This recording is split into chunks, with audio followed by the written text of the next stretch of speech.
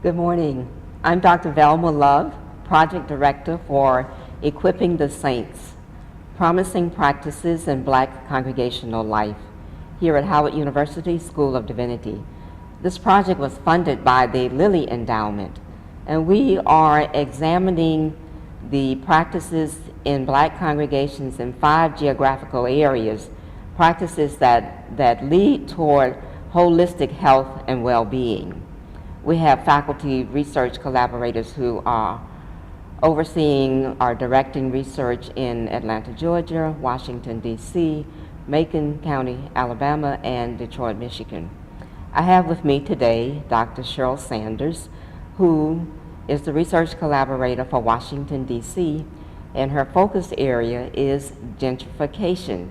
So welcome, Dr. Sanders. We are happy to find out something about your research in this area and what you're learning. Thank you, Dr. Love. We're very pleased to have this opportunity to study the issue of gentrification in the city of Washington, D.C. We have asked the question in our research of what has been the impact of gentrification upon Black congregations in the city of Washington.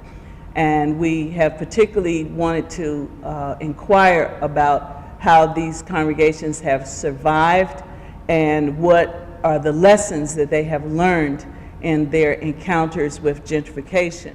We have found that gentrification does have a major impact upon the congregations in Washington, D.C., and it's a threat, it's a challenge, but it's also an opportunity for the churches to examine their sense of identity and personality going forward in terms of how they will respond to these shifting populations.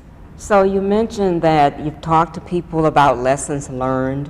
So what are some of the lessons that kind of stand out from what the people are telling you? Well, among those lessons are that strategic planning is really important for congregations. You can just react to changes in the neighborhood. You can react to those challenges.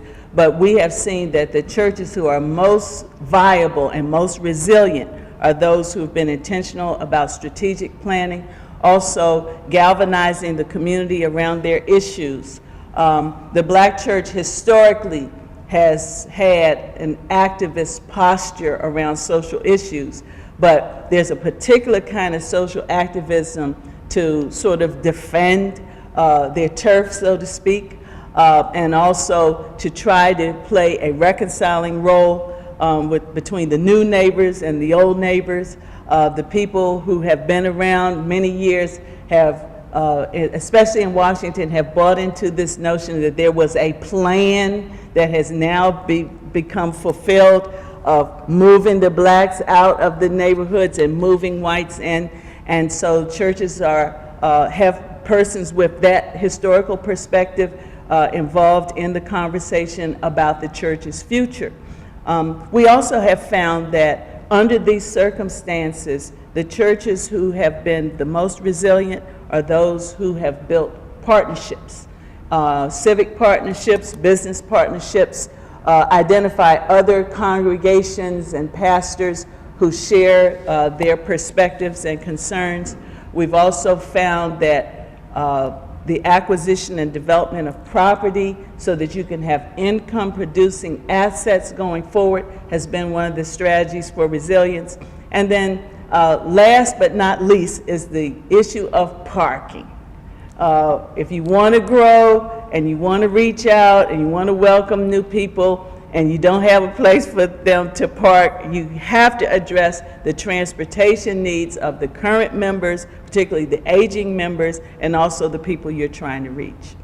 So Dr. Sanders, I know your research is specific to Washington, D.C., but do you think that the findings have implications for other congregations across the country? And if so, what are your thoughts on that? Yes, we have of course, grounded our research in the particularity and the somewhat uniqueness of Washington, D.C. For example, Georgetown is a neighborhood that is known throughout the nation and the world, but very few people realize that Georgetown was once a black neighborhood, and it represents for us an opportunity to observe how the process of gentrification can occur and what it looks like when it's completed. But there are a few black congregations that remain in Georgetown as kind of like the last vestige of the black community. Well, I think that the particularity of that also gives a lesson, it gives an illustration that other cities and other jurisdictions can say, well, this is what it looks like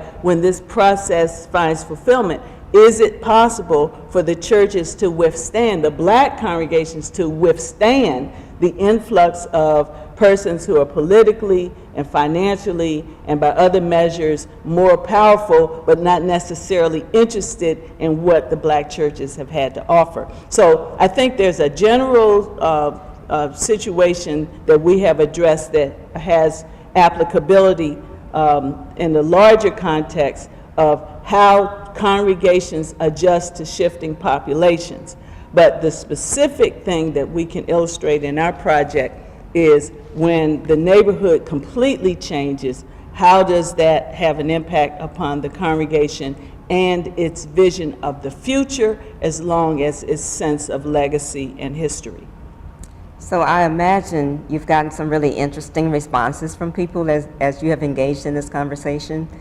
And I'm wondering, what will you pull from that for the Congregational Resource Guide that will be made available to congregations all over the country? Well, what we would like to include in the resource guide would be the findings that pertain to resilience, strategic planning, and congregational identity. We conducted forums and focus groups in the individual congregations, and we also had a forum for our region where we brought pastors and congregational members together.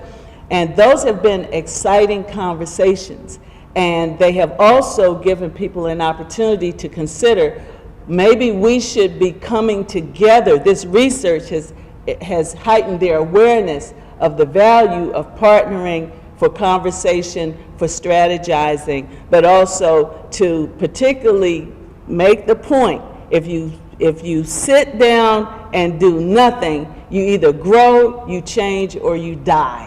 And so that is a kind of a scary triumvirate, but to grow, change, or die is has been and brought an energy to the conversations.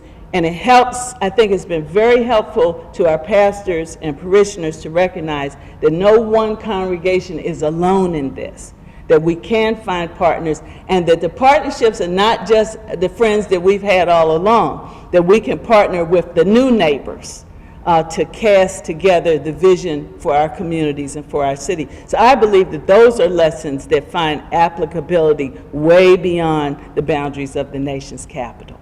So that's really good to hear, and I'm wondering, we've talked a lot about the church, but are there implications for the academy and for theological education that you're finding, or if you've given some thought to that, would you share with us implications for theological education? The implications for theological education are many. First of all, being here at Howard, having my site and having my teaching right here at Howard, I have had many students express an interest in being involved in this project. And then the pastors have been excited about the opportunity that the Academy has given them to come to voice as resources and also as practitioners. We have also found that this is an opportunity to put the Academy and the church in vital conversation around issues of mutual concern, and that has been a great process. We had our regional forum some months ago, and it was a very engaging, exciting conversation, and I look forward to the organizations and the advocacy that will come forth from this project, even though it was not our intention. But we're very thankful, as we've observed, the energy that our informants have brought to the project. And as academicians, our response to that and validation of that has created some new synergies between the church and the academy that I'm excited about moving forward with. Thank you, Dr. Sanders. It's great hearing about this project and the implications for the future. So we're going to wrap up at this point. So anyone who would like further information on Equipping the Saints, please go to our website, www.divinity.howard.edu. Thank you.